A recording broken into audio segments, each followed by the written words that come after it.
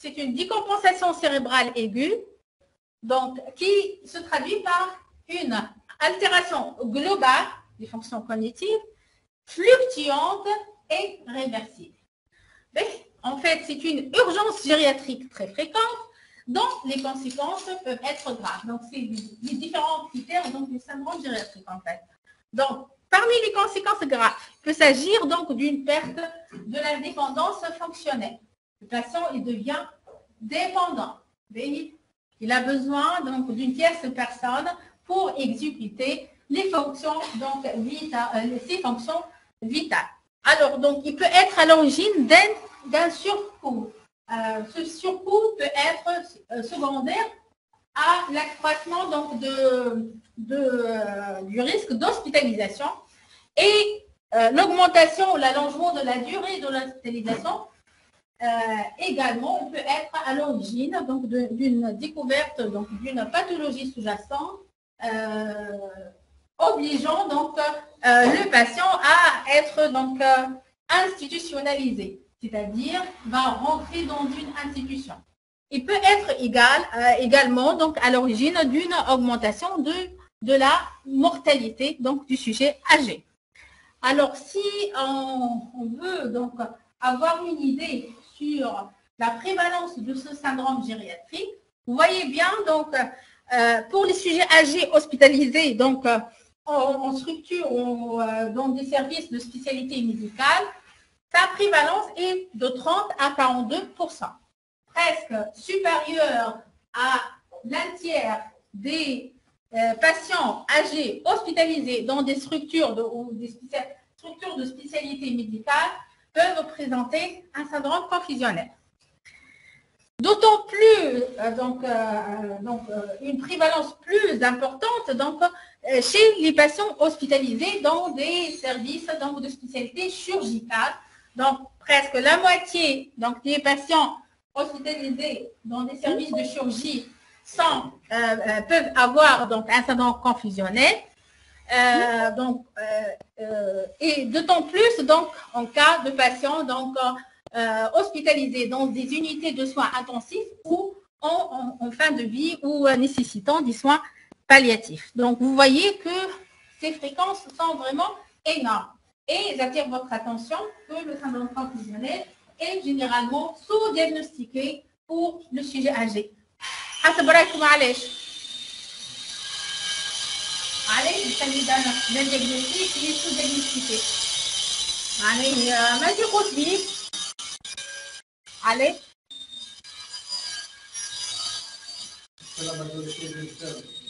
نعم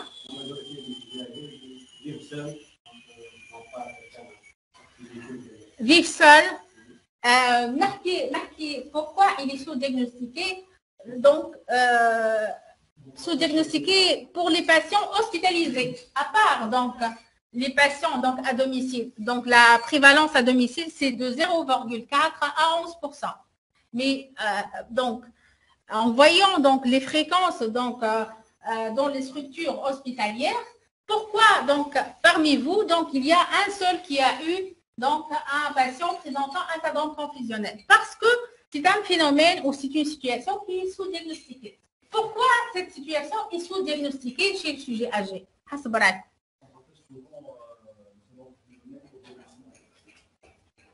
Non?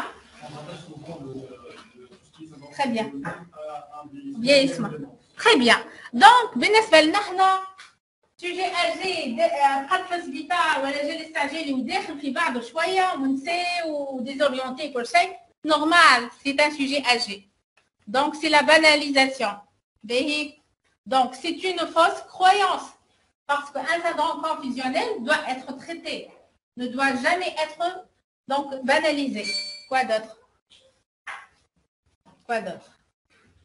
Également, donc, parce qu'il est caractérisé par le fait qu'il est fluctuant. Il est fluctuant. C'est-à-dire, donc, il n'a jamais يجينا الباتيون دونك نعملوا ليكزامان انتروغاتوار يبداو الواضحه اي بار لا سويت وقت يروح لانترن ولا يروح الريزيدون ها وكل Et surtout la nuit, donc il peut présenter une agitation, une agressivité, etc. etc. Donc, le caractère fluctuant également peut expliquer le fait qu'il s'agit d'une situation clinique généralement sous-diagnostiquée sur le sujet âgé. Alors, pour la démarche diagnostique, en fait, on va suivre 3 étapes. La première étape, c'est de reconnaître la fameuse confusion mentale chez le sujet âgé. Deuxième étape, c'est-à-dire, plus ou moins, c'est le diagnostic positif, le dépistage du diagnostic positif. Deuxième étape, c'est d'éliminer les diagnostics différentiels. D'après vous, c'est quoi le diagnostic différentiel?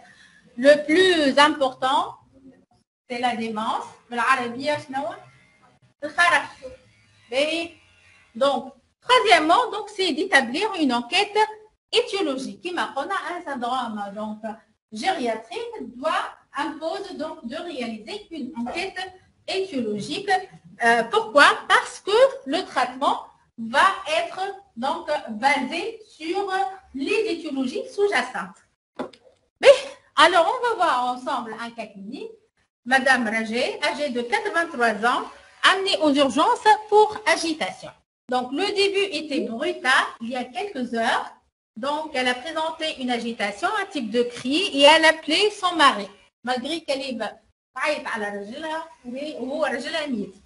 donc, elle faisait des hallucinations visuelles et auditives qui sont à l'origine de chute par le patient.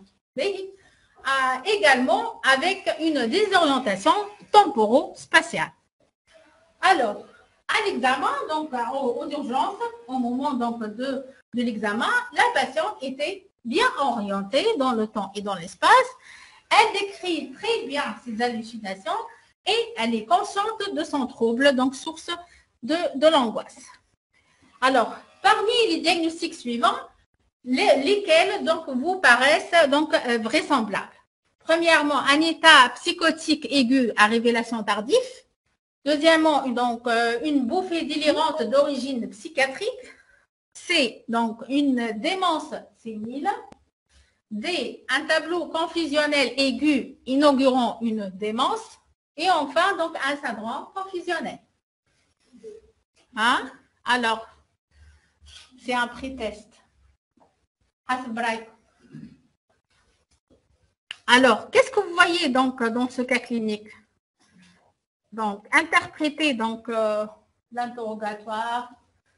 Qu'est-ce qu'elle présente en fait, cette patiente? Un état d'agitation, début brutal. Un début brutal. Qui est fluctuant parce qu'après à l'examen, elle s'est disparue. Très bien. Donc, c'est un état d'agitation sous forme d'hallucinations visuelles et auditives et désorientation temporospatiale qui sont fluctuants puisque à l'examen, la patiente était bien orientée et bien, elle était bien cohérente. Alors, on va revenir. En fait, on dit, pour la terminologie du syndrome confusionnel, on dit également confusion mentale, on dit confusion aiguë et délirium. Alors, comment on va reconnaître la confusion mentale? Donc, le diagnostic est en fait exclusivement clinique, parfois difficile en cas d'atypie, en cas de forme particulière. Il y a des formes où le patient est plutôt très calme. Donc, c'est une forme particulière.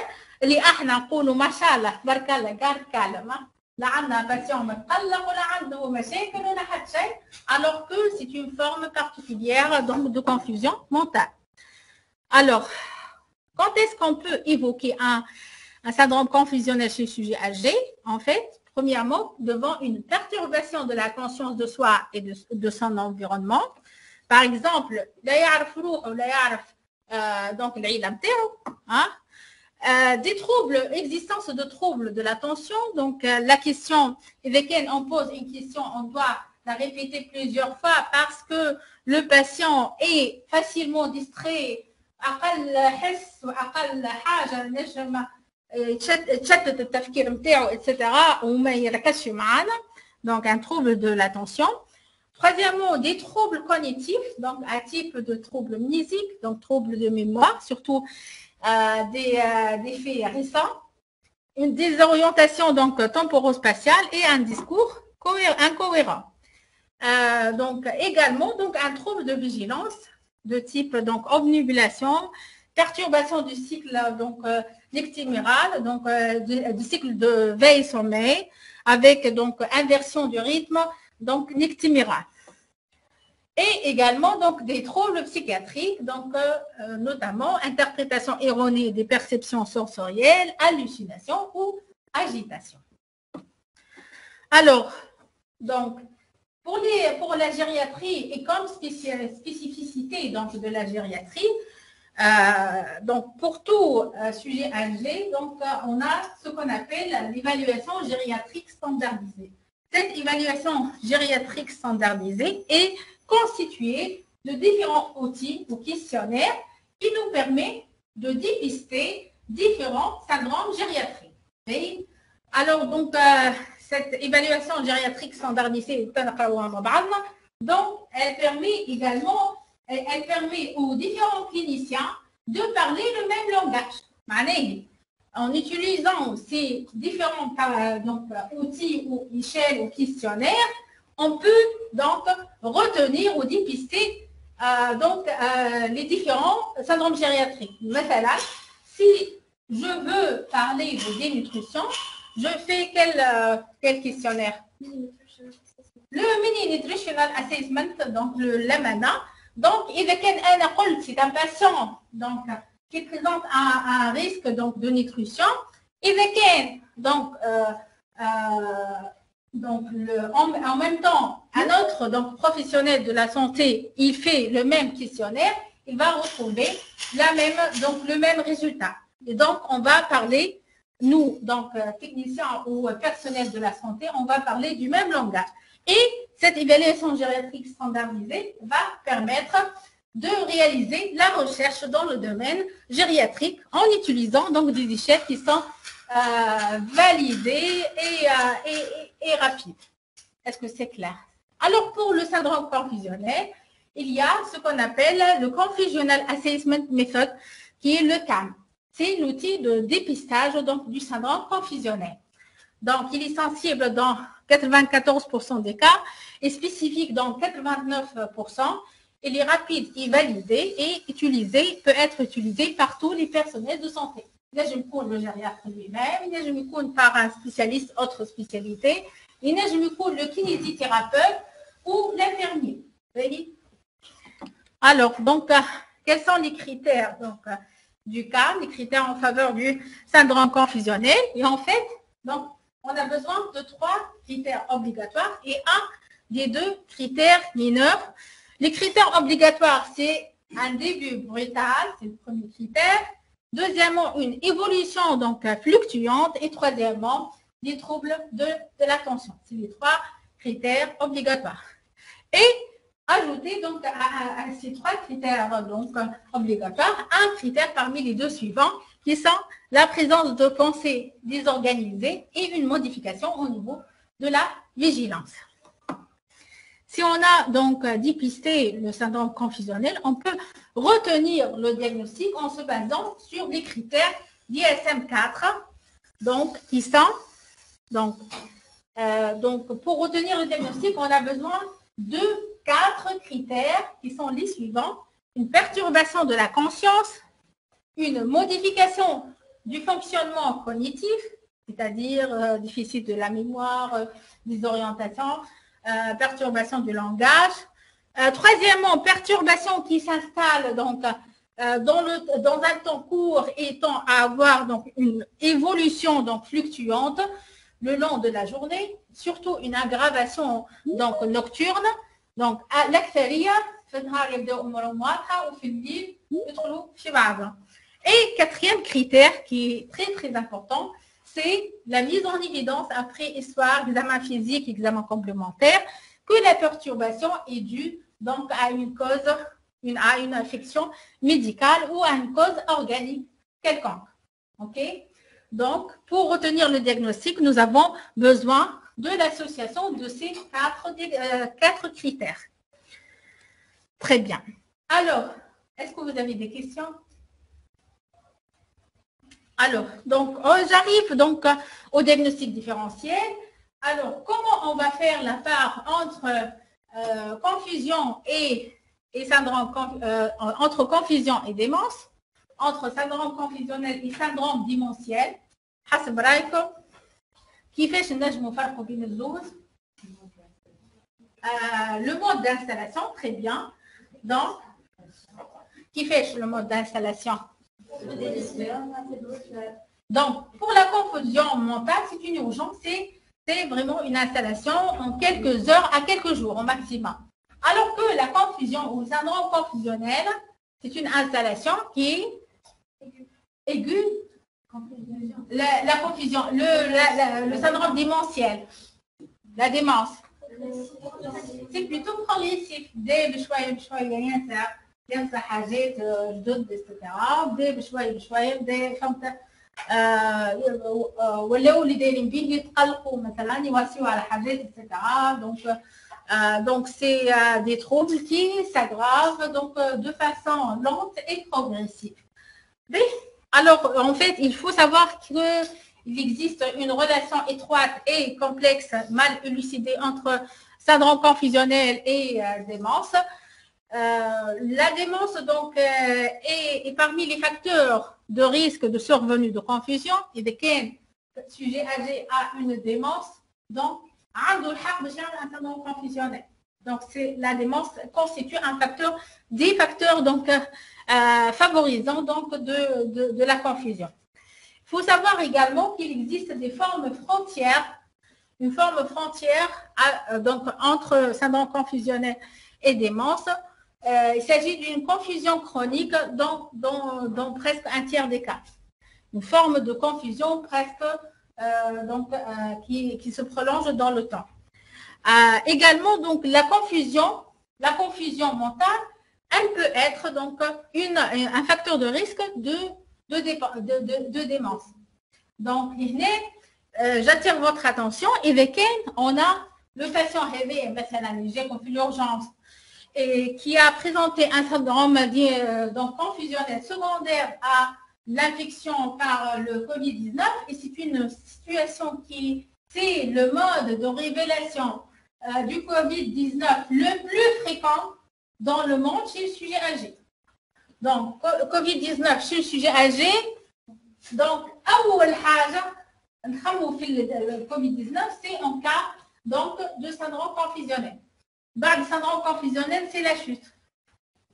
Parce que chez le sujet âgé, c'est une sémiologie et c'est une donc, présentation clinique qui est vraiment atypique. Les symptômes du sujet âgé sont différents des maladies, donc différentes par rapport au sujet adulte. Avec un tableau typique pour toutes les spécialités. Donc pour l'adulte, ce n'est pas la présentation typique chez le sujet âgé. Chez le sujet âgé, donc la présentation et la symptomatologie révélatrice des différentes pathologies, c'est le syndrome confusionnel, c'est la chute, c'est le fécalome maintenant. Donc, les trois modes de révélation de différentes pathologies chez le sujet âgé. Entre autres, le Covid-19. Alors, donc, il est un patient qui a présenté un syndrome confusionnel secondaire à n'importe quelle étiologie, il faut avoir le réflexe de faire une exploration radiologique à distance du tableau aigu. Donc, on a traité l'infection par Covid-19, où le patient donc, il est guéri, etc. Après un mois, on peut demander donc, un scanner ou une IRM cérébrale pour rechercher si ce patient donc, a commencé donc, un syndrome démentiel. Très bien. Donc, il faut contrôler les fonctions cognitives à distance de l'épisode aigu. Alors, donc, dans ce tableau, vous retrouvez donc, une comparaison entre donc, le syndrome confusionnel avec surtout la démence et autres maladies psychiatriques. Alors, donc, parmi les caractéristiques, c'est le trouble de conscience qu'on trouve donc uniquement dans le syndrome confusionnel. Les troubles de mémoire qui sont fréquents en même temps donc, dans le syndrome confusionnel et dans la démence. Le début qui est rapide donc, pour le syndrome confusionnel, alors qu'il est progressif ou subaigu pour la maladie psychiatrique. Et les fluctuations donc, sont vraiment caractéristiques donc, du syndrome confusionnel. Très bien. Il faut savoir que les associations sont possibles. Qui m'apprennent chez le sujet âgé, un train peut plus d'autres trains. Alors, on revient à notre cas clinique, à Madame Rajel. Donc, parmi les diagnostics suivants, lesquels vous paraissent vraisemblables? Donc, il s'agit d'un état psychotique aigu à révélation tardive, d'une bouffée délirante d'origine psychiatrique, d'une démence sénile, d'un tableau confusionnel aigu inaugurant une démence ou d'un syndrome confusionnel.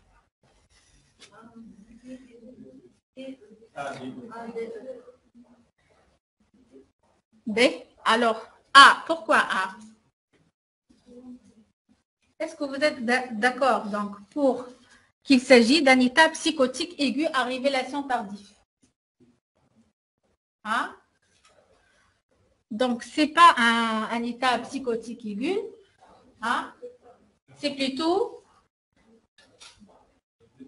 DE, donc soit un syndrome confusionnel, soit donc un syndrome confusionnel qui va révéler donc une confusion ou une démence.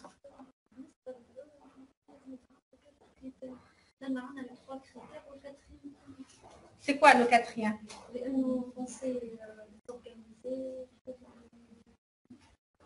Donc, elle a déjà donc, présenté une agitation et des hallucinations visuelles et auditives. Elle appelait son mari, etc., alors que elle y va. Très bien. Le quatrième critère, c'est qu'il y a une autre cause, donc une maladie sous-jacente qui est l'étiologie vraisemblable donc, du syndrome confusionnel. On va le rechercher ensemble. Donc, en fait, donc, tableau confusionnel aigu inaugurant une démence ou un syndrome confusionnel. Donc, chez le sujet âgé, un état confusionnel révèle une démence ou survient au cours d'une démence connue dans 30% des cas. Donc, l'association bineuseuse est vraiment fréquente. Un syndrome confusionnel avec ou sans démence donc, est le plus souvent dû à une cause organique transitoire. Alors, si je récapitule, donc pour retenir un syndrome confusionnel, donc, il nous faut donc une altération de la conscience, des troubles cognitifs donc à type de déficit mnésique, désorientation, hallucination. Le fait que l'installation est de quelques heures à quelques jours, avec fluctuation de l'intensité et des signes, avec surtout une recrudescence donc, nocturne, une aggravation donc, nocturne, et quatrièmement, l'existence d'une cause donc, organique sous-jacente qui peut être donc, une affection médicale générale, des compensations d'un diabète, hein, une intoxication, une intoxication alcoolique, hein, effet secondaire ou iatrogénique, qui est très fréquente chez le sujet âgé parce qu'il s'agit de patients qui sont polypathologiques et polymédiqués. Hein, peut s'agir d'un sevrage, d'un traitement quelconque, mais un patient hier fait corticothérapie au long cours avec une grande dose et il arrête de son propre chef le traitement. Donc, il peut faire un syndrome confusionnel secondaire à une insuffisance surrénalienne. Et bon, les facteurs sont multiples. Donc c'est le tableau d'un syndrome confusionnel. Alors, les autres symptômes associés, c'est une perturbation donc, du cycle nictinéral, des troubles neurovégétatifs, des perturbations émotionnelles, des troubles psychomoteurs. Donc, et là, on peut retrouver différentes formes. On peut retrouver la forme hyperactive, c'est l'agitation. Néanmoins, on peut retrouver le contraire, la forme hypoactive l'allergie, donc également qui est fréquente, ou une forme mixte.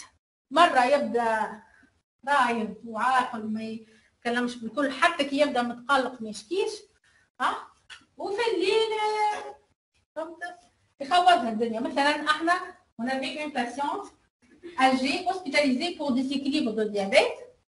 في الصباح عملنا لها الاكزامان، رقدناها، المراه اللي بيان كونسيونت ايتترا. في الليل جات الانفيرميير مادات جديده، فركان بالمراه تجي في جرتها بسكينه. S'agissait en fait d'un syndrome confusionnel. Très bien.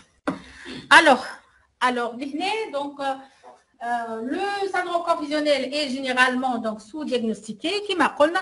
Donc, en fait, dans 1 tiers à 2 tiers des cas, donc, le syndrome confusionnel est non rapporté dans le dossier médical. Mais il faut que جملة اللي هي عملت خلبيزة هكا في السلبيز في الجارد ولا أي حاجة يعدي يتعداو عليه مرور الكرام. علاش؟ خاطر دونك أول حاجة سي لو كاركتير فلوكتوان، نجم يكون لو ميدسان ما شافوش في الجارد et surtout la recrudescence donc nocturne. ثاني حاجة donc il peut s'agir donc la symptomatologie du syndrome confusionnel peut être donc dominée par les signes de la pathologie donc sous-jacente. Donc, le fameux syndrome confusionnel. Troisièmement, c'est parce que donc les fausses croyances que le syndrome confusionnel est normal chez un sujet âgé ou c'est normal en cas de vieillissement. Donc, c'est une croyance qui est fausse. Bien sûr, donc également, donc si le patient a des antécédents de démence, donc les professionnels de santé pensent que c'est une exacerbation de démence, donc ça ne nécessite pas donc de prise en charge particulière. Donc également en cas de forme hypoactive, donc tout va bien, c'est calme, donc on n'est pas dérangé et donc ça n'attire pas notre attention comme les formes hyperactives, donc agitées. Alors, qu'en est-il de l'enquête étiologique, qui est la plus importante dans les syndromes gériatriques et particulièrement dans le syndrome confusionnel? Donc, ça va se baser sur un interrogatoire minutieux et un examen physique complet. Alors, qu'est-ce qu'on va rechercher à l'interrogatoire? Les antécédents. Oui. Antécédent. Quel antécédent? Quel antécédent? Le diabète.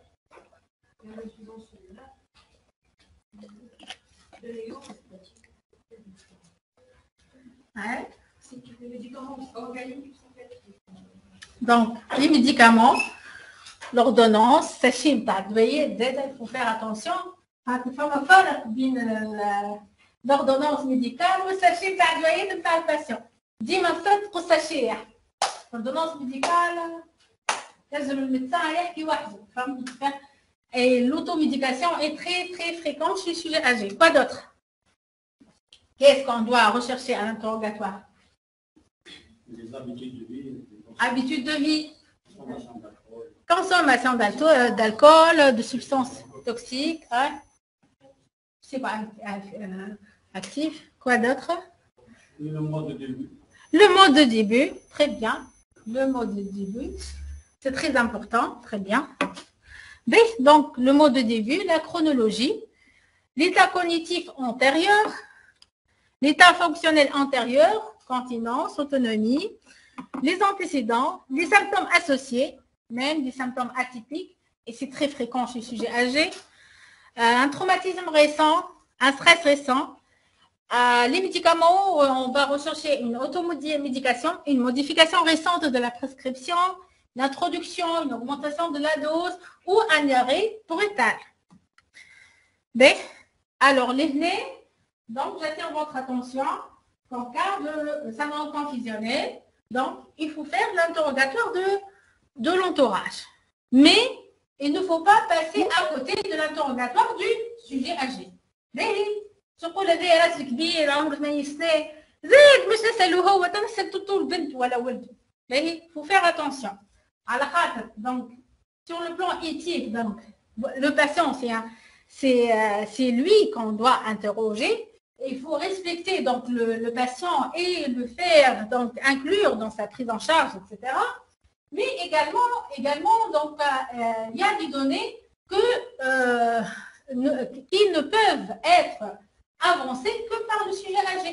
لازم يكون بنته وقت اللي صارت له المشكله طاح ولا اي حاجه هي ما كانش بحذاه مثلا باهي. Donc faut toujours donc réaliser l'interrogatoire minutieux du sujet âgé ainsi que de l'entourage. Zeda, il faut faire attention qu'en gériatrie, il y a ce qu'on appelle la maltraitance. Il y a ce qu'on appelle la maltraitance du sujet âgé. Hein? Donc, il faut faire attention. Il faut faire l'interrogatoire du sujet âgé et donc par la suite donc, de l'entourage pour donc dépister s'il y a un problème donc, de maltraitance. Mais, alors, donc, pour l'examen physique, donc l'examen physique doit être complet. On doit donc se focaliser après un examen système par système, bien sûr, complet, sur l'examen neurologique. On va faire, donc, on va rechercher s'il y a un globe vésical, on va faire les touchés, donc le toucher rectal, donc à la recherche d'un fécalant, qui est un symptôme donc fréquent de syndrome confusionnel et un symptôme fréquent en gériatrie. Donc, on va rechercher également s'il y a une douleur donc non verbalisée. Hein. Bien sûr, dans notre examen, donc, on va faire attention des mimiques du patient donc, lors de l'examen. Hein. Il y a des grimaces, donc, le patient. Là, donc, il faut donc, objectiver la douleur et rechercher la cause de cette douleur, qui peut être donc un signe orientant vers le diagnostic sous-jacent donc, du syndrome confusionnel. Il faut donc évaluer, donc, bien sûr, l'état d'hydratation et l'état nutritionnel du sujet âgé. Et donc, c'est un couple exigé là. Donc, il y a une femme des hydratations chez le sujet âgé, forcément, il y a une dénutrition ou l'axe social. Chez le sujet âgé, donc, qui chez le nourrissant, donc, il y a la déshydratation est vraiment très, très fréquente parce que la sensation de soif diminue de façon donc importante chez le sujet âgé. Et donc, vu le caractère fluctuant du syndrome confusionnel, il faut avoir le réflexe de répéter dans le temps notre examen physique. Est-ce que c'est clair? Très bien. Alors, qu'est-ce qu'on va demander? Quel est le bilan initial à demander devant, donc, et de façon systématique devant un syndrome confusionnel? Alors, on va demander donc, tout ce qui est métabolique, notamment l'ionosanguin, la calcémie, la glycémie, la protidémie, donc la fonction rénale, la calcémie bien sûr, le bilan inflammatoire, notamment NFS, CRP, donc NFS, CRP, bandelette urinaire, leucocyte nitrite, saturation en oxygène et l'ECG. Est-ce que c'est clair? Radiothorax, oui, il peut être inclus parce que chez le sujet âgé, donc les infections les plus fréquentes, c'est des infections de décubitus, ce qu'on appelle les infections de décubitus. Les infections de décubitus sont de deux origines, donc les infections urinaires et les infections bronchopulmonaires. Donc les dans le bilan initial, donc systématique donc d'une confusion mentale, on peut demander bien sûr le radiothorax. Le CG, bien sûr, pour rechercher s'il y a un problème. Hein, un problème coronarien, surtout, un problème coronarien en absence de douleur thoracique. C'est une atypie très connue donc, de syndrome coronarien aigu chez le sujet âgé. D'autant plus s'il s'agit d'un sujet âgé diabétique, donc on ne va pas retrouver de douleur donc, thoracique. mais également s'il y a des troubles donc, de conduction, paroxystique, etc. Genre ACFA, مثلا. Alors, donc, alors, comment confirmer une des deux hypothèses? En fait, chez Madame Ragé, donc, on a fait deux hypothèses. Soit qu'il s'agit d'un syndrome confusionnel, donc révélant une démence, soit qu'il s'agit d'un syndrome confusionnel. Alors, حسب qui fait on va faire? Madame Ragé, quelle sera notre conduite à tenir? Donc, elle est agitée. Hein? Après notre bilan et tout, donc si on ne trouve pas d'explication. Quel est le bilan? Quelle est votre conduite à tenir? جيتكم دونك يحكيوا اللي دايرين بها قالوا راهي تعيط على راجلها وطرا في خيالات اتسيتيرا ou elle était désorientée dans le temps et dans l'espace, qu'est-ce que vous allez faire? Hospitaliser la patiente. Est-ce que l'hospitalisation est vraiment systématique? Mais, alors, donc, tout ma l'urgence. Qu'est-ce que vous allez faire? Tout, il dit la patiente a le bilan initial. L'interrogatoire, qu'est-ce que vous allez rechercher?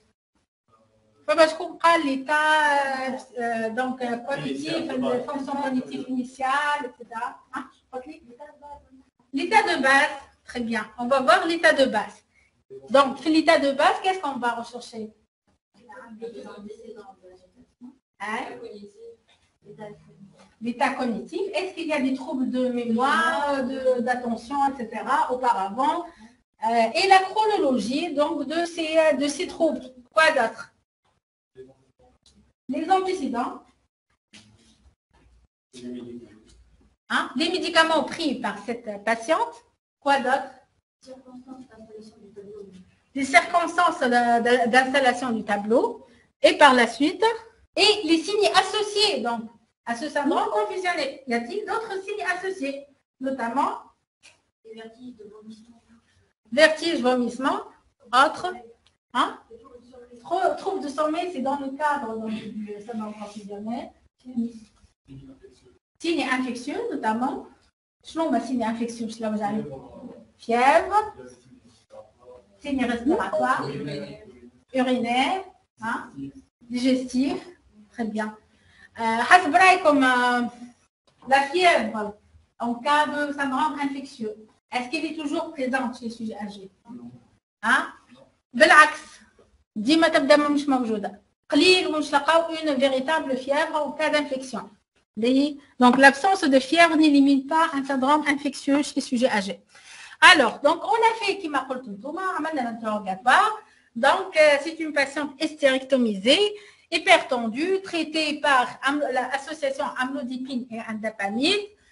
Elle a présenté donc un accident un AIT, donc ischémique transitoire, il y a 2 ans. Elle est traitée par Cardigic à 160, un sachet par jour. Elle n'a pas d'antécédents psychiatriques notables. Elle vit seule, elle est autonome, donc, avec une visite quotidienne de sa fille. Et bon, le traitement habituel, c'est antihypertenseur, amlodipine, indapamide et Cardigic. À l'examen physique, donc elle est polytonique à 26 cycles par minute, le pouls est à 88 battements par minute, la tension artérielle est de 14,8,5, la température est à 37,8, auscultation cardiaque est normale, auscultation pulmonaire, donc présence de quelques râles crépitants à la base droite, examen neurologique normal, notamment il n'y a pas de signe de localisation. L'examen abdominal, donc il n'y a pas de globe visical. Le toucher rectal est normal, il n'y a pas de ficalin. Donc le bilan métabolique donc, est strictement normal. À la numération formule sanguine, donc on a une hyperleucocytose à polynucléaire neutrophile, il n'y a pas d'anémie. Et à la radiographie thoracique, donc opacité alvéolaire basale droite. Alors donc quel est votre diagnostic? Donc, une pneumopathie Une pneumopathie de quelle origine? Donc, une pneumopathie infectieuse. Une pneumopathie infectieuse à l'origine donc de syndrome confusionnel. Est-ce que ce diagnostic est suffisant? Est-ce que c'est un diagnostic suffisant donc, dans la prise en charge gériatrique? Qu'est-ce qu'il fallait rechercher chez cette patiente également, à part ce diagnostic qui est le diagnostic le plus imminent? Avant les conséquences. Donc, qui va prendre c'est un syndrome gériatrique et il est multifactoriel. Quelles sont les autres étiologies qui peuvent être à l'origine, donc également du syndrome confusionnel chez Madame Régé? Une déshydratation, quoi d'autre? Une nutrition. Il fallait donc évaluer donc l'état d'hydratation de la patiente, voir donc l'état de nutrition, est-ce qu'il y a une perte de poids, faire l'enquête alimentaire. Donc là maintenant, on ne peut pas le faire sauf en cas de bonne, donc en cas de fluctuation du syndrome confusionnel. Donc, l'absence de troubles cognitifs pour donc avoir une valeur concluante du score AMANA. Et donc, il faut rechercher, faire l'examen physique, l'interrogatoire de façon répétée pour rechercher d'éventuelles autres causes donc, du syndrome confusionnel. Très bien. Alors, donc, je vous dis que le scanner cérébral n'est pas systématique, mais il peut être recommandé en première intention dans 3 situations. La première situation, c'est la présence de signes de localisation neurologique. Deuxièmement, en cas de suspicion d'hémorragie méningée. Et troisièmement, en cas de traumatisme crânien, même mineur. Par exemple, chez Madame Régé, est-ce qu'on doit faire un scanner? Non. Pourquoi pas? Est-ce qu'on doit faire un scanner donc, cérébral chez cette patiente? اللي يقول لي يقول لي علاش واللي يقول لي ايه يقول لي علاش. Donc il n'y a pas de lésion. Il n'y a pas de signe de localisation. Très bien. Donc l'INE, c'est une patiente qui est sous cardiaque, qui a fait une chute. Donc l'INE, il faut faire l'interrogatoire. Et la chute était donc la patiente bien entourée en cas de chute. Il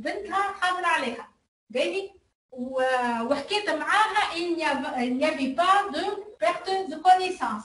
Là, il n'y a pas d'indication de faire le scanner.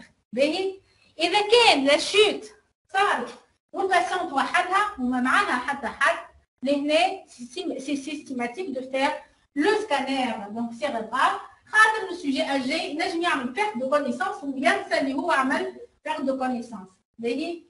Est-ce que c'est clair? Très bien. Très bien. Donc, retenez que les indications du scanner cérébral en cas de syndrome confusionnel, c'est la présence de signes de localisation neurologique, c'est en cas de suspicion d'hémorragie donc méningée, et en cas de traumatisme crânien, même mineur. Très bien. Et alors, donc, en cas de bilan donc, étiologique, donc négatif, le scanner donc, peut être envisagé donc, dans l'arrière-pensée d'un AVC, même en absence de déficit moteur, un hématome sous-dural, en particulier en cas de traitement par un anticoagulant ou anti-agrégant plaquettaire. Un EEG donc, est recommandé pour rechercher une commissualité, un état de mal épileptique non convulsif, donc un type de crise partielle ou complexe. Et un examen donc, du liquide céphalorachidien en cas de signes d'appel, notamment une fièvre sans cause infectieuse évidente ou, bien sûr, en cas de présence de signes méningés. Est-ce que c'est clair? Très bien. Alors, les étiologies donc, du syndrome confusionnel. Donc, c'est un syndrome multifactoriel avec intrication entre facteurs prédisposants et facteurs précipitants. Facteurs prédisposants, donc, c'est des facteurs chez l'autre, chez le sujet âgé, généralement non modifiables, généralement. Et des facteurs précipitants, c'est généralement des situations aiguës, notamment des syndromes métaboliques, une infection, un changement thérapeutique, un arrêt thérapeutique, etc. Alors, les facteurs prédisposants, c'est l'âge, au-delà de 65 ans, c'est le sexe masculin, c'est la présence de troubles cognitifs, notamment démence, dépression, antécédents de confusion. Déjà, c'est un facteur favorisant de récidive du syndrome confusionnel. Donc, sur le plan fonctionnel, l'existence d'une perte d'indépendance fonctionnelle sévère, antécédents de chute, d'immobilisation, troubles sensoriels, auditifs, visuels, presbyacousie, presbytie,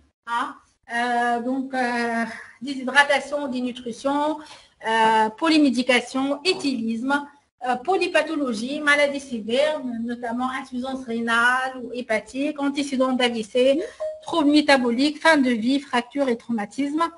Pour les facteurs donc précipitants, c'est surtout les infections pulmonaires, urinaires, méningées, encéphalite, cardiovasculaires, notamment syndrome coronarien aigu, troubles de rythme ou de la conduction, embolie pulmonaire et cas de choc. Neurologique, à type d'AVC, donc hématome sous-dural, hémorragie méningée, épilepsie, traumatisme crânien, donc métabolique, hypoglycémie, hyponatrémie, hypernatrémie, déshydratation, hypercalcémie, hypoxie, secondaire à une anémie ou une insuffisance respiratoire ou cardiaque ou insuffisance rénale aiguë. Également, donc, facteurs précipitants psychiatriques, psychologiques, dépression, deuil, récent, stress psychologique, changement de domicile, مثلا امرأة عجوزة كانت عايشة في دارها رجلها مات ولو صغارها قاسمين ليامات وكل جمعة تمشي للدار. Vraiment, c'est une catastrophe pour les sujets âgés. C'est un facteur favorisant de tous les syndromes gériatriques. Donc, السجى âgé لازم يقعد في داره والصغار هم اللي يعملوا روتاسيون، مش السجى âgé هو اللي ياخذ عمره ويخرج من داره etc. Donc, il faut faire attention. Les signes généraux, donc des causes généraux, notamment une intervention chirurgicale ou anesthésie générale, une douleur aiguë, une rétention aiguë d'urine, un état subocclusif sur fécalent, fièvre isolée, traumatisme osseo-articulaire, des parties molles, fractures environnementaux, notamment facteurs environnementaux dont la contusion, la contention physique. Il faut faire attention, il faut faire attention, il ne faut pas banaliser la contention physique en cas de syndrome confusionnel. Donc, j'ai un patient a un syndrome confusionnel. الناس الكل نحموا هاي قربته الباسيون ولا فهمت كيفاه قربته في الفرج etc. Il faut faire attention. C'est un facteur précipitant, c'est un facteur qui va aggraver le syndrome confusionnel. Il faut éviter le maximum de faire une contention physique du sujet âgé. Alors, privation sensorielle aiguë, visuelle ou auditive, يفقد البصر, يفقد السمع مثلا.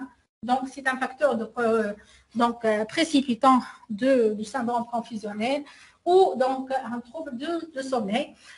Toxique par intoxication ou sevrage alcoolique ou intoxication CO, iatrogène, sondage, contention physique et médicamenteuse.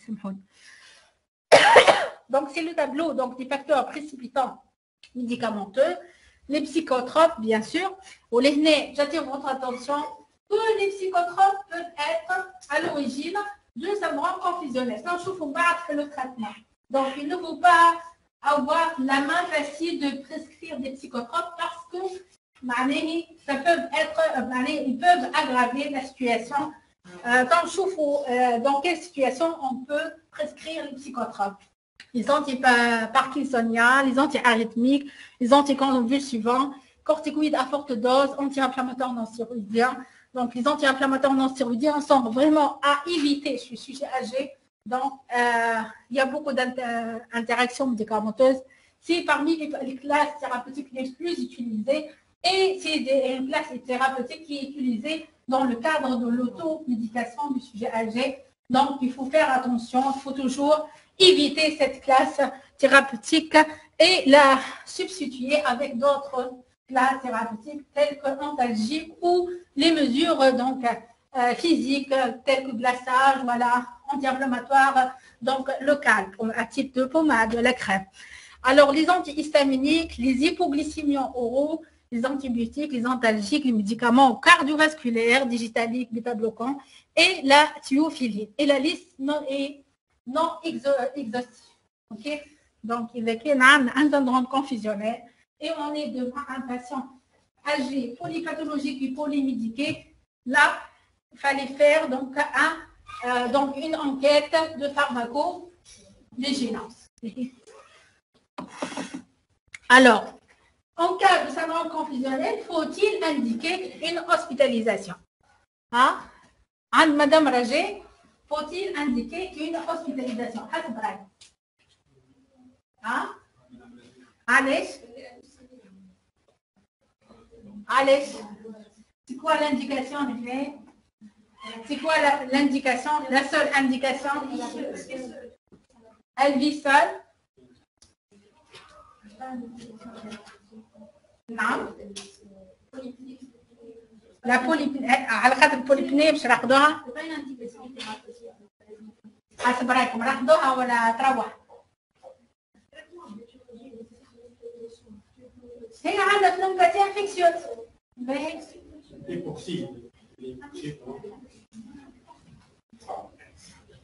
تصور هي عندها انفكسيون بار لو كوفيد 19 confusion mentale secondaire à l'infection par le Covid-19.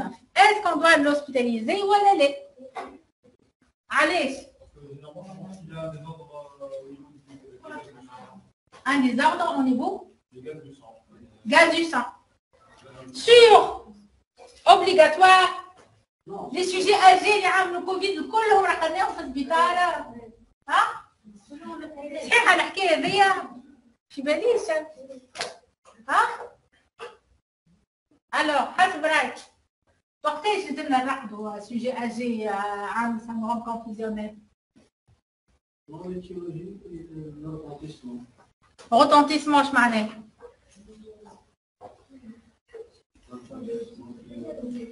فما حاجه هي الباسيونت هذيا في التابلو نتاعها il y a quelque chose qui peut être une indication. مش نرجعه لكم انا. Donc, en fait, الحاجة الوحيدة اللي تنجم تكون une indication hospitaliser la patiente, c'est l'agitation. L'agitation, mais on doit donc évaluer cette agitation. Est-ce qu'il y a une dangerosité donc, pour la patiente ou pour les autres? Donc, il y a un اختار l'agitation نتاعها. agitation تنجم تعيط هكا. أما agitation تنجم تمسكينا فهمت؟ هي الباس على donc فما agitation من agitation. لهنا إذا كان l'agitation c'est sous forme donc d'hallucination etc. الباسيونت تنجم تروح لدارها نعطيوها التريتمون تاع الكوفيد etc. donc تروح لدارها خير من l'hospitalisation parce que في l'hospitalisation déjà انتم شفتوا le syndrome confusionnel est très fréquent lors de l'hospitalisation. Donc, par contre, il y a une patiente, elle est dangereuse pour elle-même ou pour les autres. Il y a ما نجموش تجبدوا لها تحليل ولا ما نجموش نعطيوها الدواء. Là, donc, c'est vraiment des indications à hospitaliser la patiente. Donc, les indications, en fait, il y a 4 indications d'hospitalisation du sujet âgé en cas de syndrome confusionnel. Un état clinique menaçant le pronostic vital et fonctionnel. Donc, altération de l'état général, dysfonction d'organes, donc insuffisance respiratoire aiguë, insuffisance rénale aiguë, cardiaque, insuffisance cardiaque aiguë, etc. Donc, il y a une menace du pronostic vital. Là, il faut hospitaliser la patiente. Deuxièmement, dangerosité du patient pour lui-même et son entourage. Troisièmement, difficulté ou impossibilité à réaliser des examens complémentaires nécessaires en ambulatoire.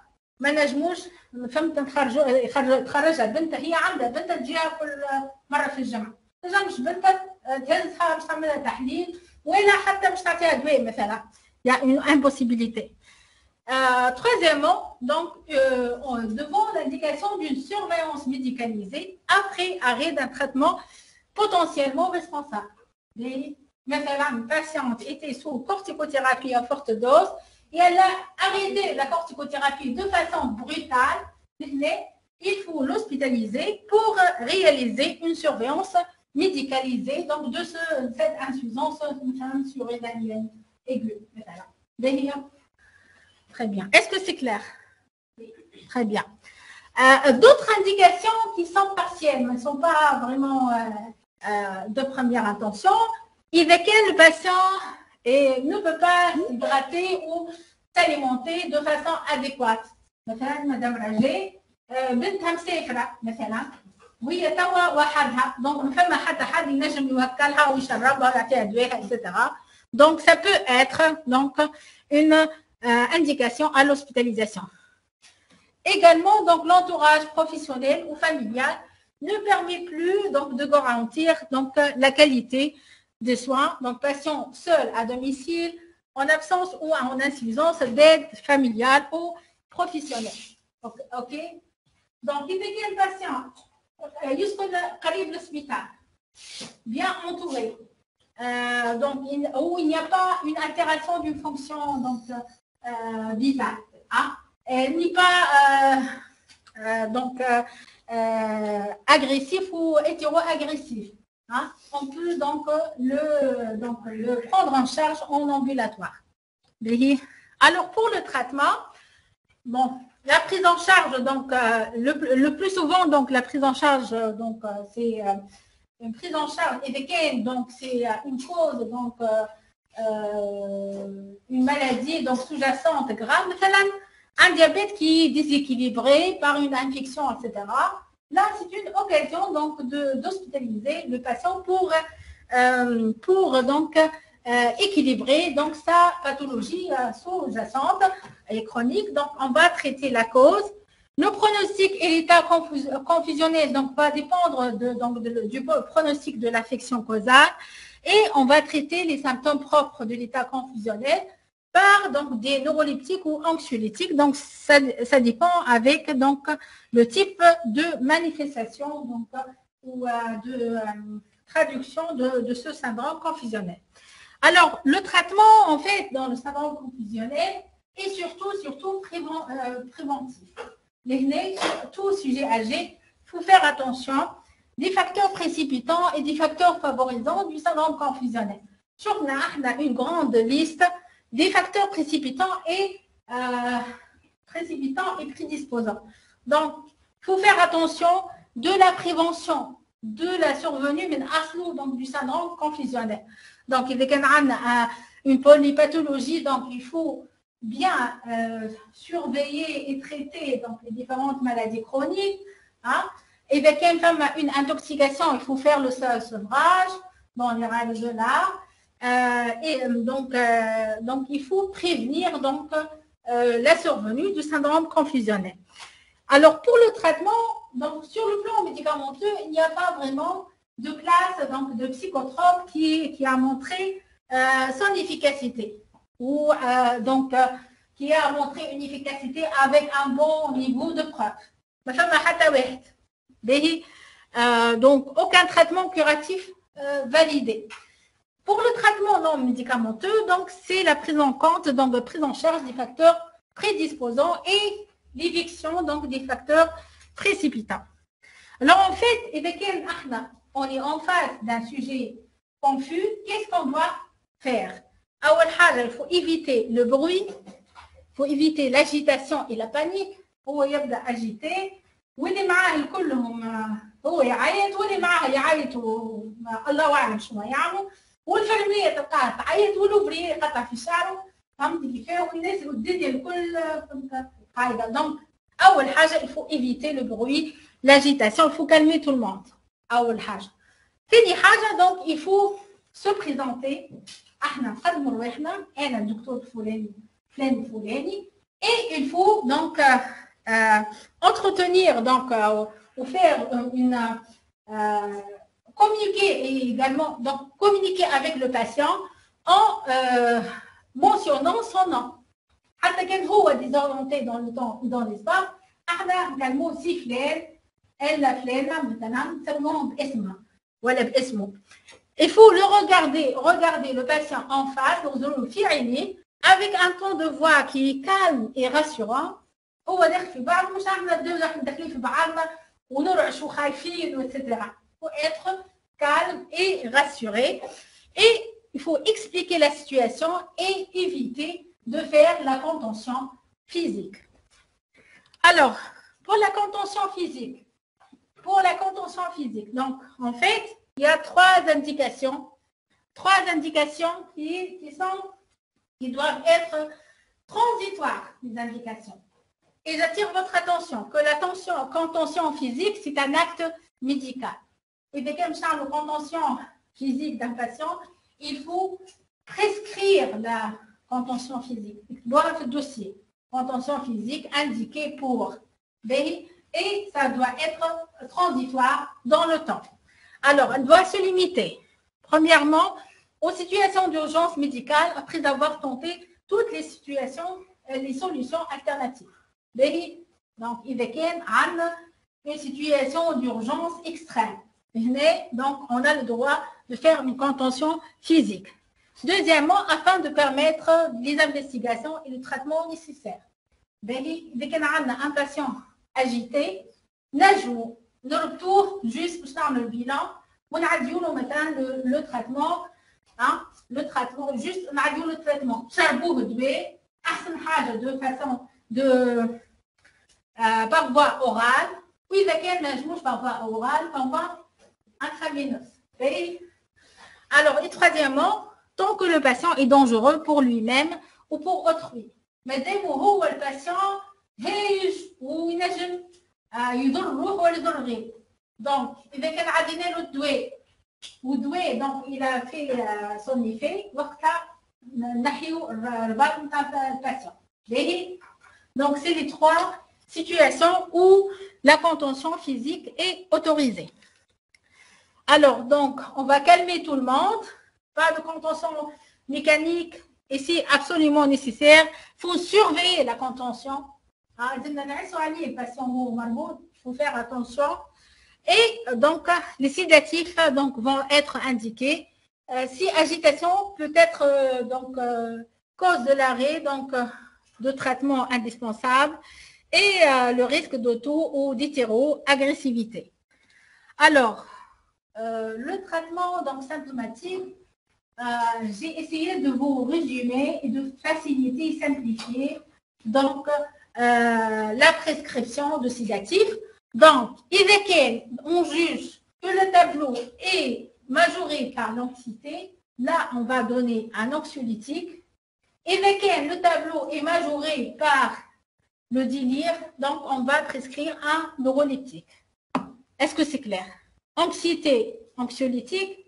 Délire, hallucination, c'est neuroleptique. Mais, alors, les conseils généraux donc, dans l'emploi de médicaments. Donc, un médicament est mieux que deux. Donc, c'est plutôt la monothérapie. Il faut choisir un produit à demi-vie courte et de forme buvable. À la fin, le patient âgé ou une perfusion. La perfusion, c'est une sorte de contention. Et le patient, donc la perfusion. Et c'est une sorte donc d'hospitalisme. Donc ça peut être à l'origine de syndrome d'immobilisation. Patient, ne jamais يمشي للtoilette, etc. ويخرج ويمشي ويجي على خاطر عاملين وقت البرفيزيون. Donc il faut faire attention. Donc, إذا كان النجم نعطيوه الدواء par voie orale, c'est la meilleure des choses. Il faut démarrer donc le traitement par des doses qui sont inférieures par rapport à l'adulte et le traitement doit être arrêté dès que possible. Et dès qu'un patient est calmé, où on a retrouvé la cause et on a commencé notre traitement, là, on va arrêter donc les traitements sédatifs. Est-ce que c'est clair? Très bien. Donc, en conclusion, le syndrome confusionnel, c'est une situation très fréquente en gériatrie. Le pronostic vital peut être fréquemment mis en jeu. La prévention, c'est la meilleure approche possible. Souvent, le symptôme révélateur, c'est un symptôme révélateur d'une démence. Et en cas de doute, si doute avec la démence, c'est plutôt une confusion. Le diagnostic, on commence par le dépistage par le CAM. Le diagnostic est retenu selon les critères de DSM 4 pour le délirium. Il faut toujours réaliser une enquête étiologique et il faut savoir que les causes sont variées et généralement intriquées. Il faut gérer la crise. Il ne faut pas attacher notre sujet âgé et il faut rester plutôt calme et simple. Est-ce que vous avez des questions? Hein? Très bien, c'est comme ça. Donc, je خليكم الكور على الاورديناتور واحد منكم يهبطوا لاصحابه على الجروب فيسبوك. بونجور دكتور. بونجور. اهلا بيك. يعطيك الصحة. يعطيك الصحة دكتورة. عايش ميرسي. كلمتك دكتورة ما تحصلتش عليك. désolé خليك. باهي نعمل لابيل. يا دكتور كلياي. دونك قداش حضروا معنا؟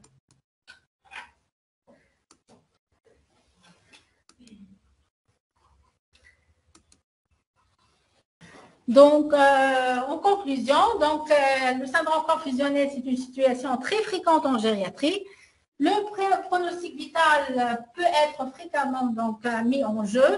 La prévention, c'est la meilleure approche possible. Souvent, le symptôme révélateur, c'est un symptôme révélateur d'une démence. Et en cas de doute, si doute avec la démence, c'est plutôt une confusion. Le diagnostic, on commence par le dépistage par le CAM. Le diagnostic est retenu selon les critères de DSM 4 pour le délirium. Il faut toujours réaliser une enquête étiologique et il faut savoir que les causes sont variées et généralement intriquées. Il faut gérer la crise. Il ne faut pas attacher notre sujet âgé et il faut rester plutôt calme et simple. Est-ce que vous avez des questions? Hein? Très bien, c'est comme ça.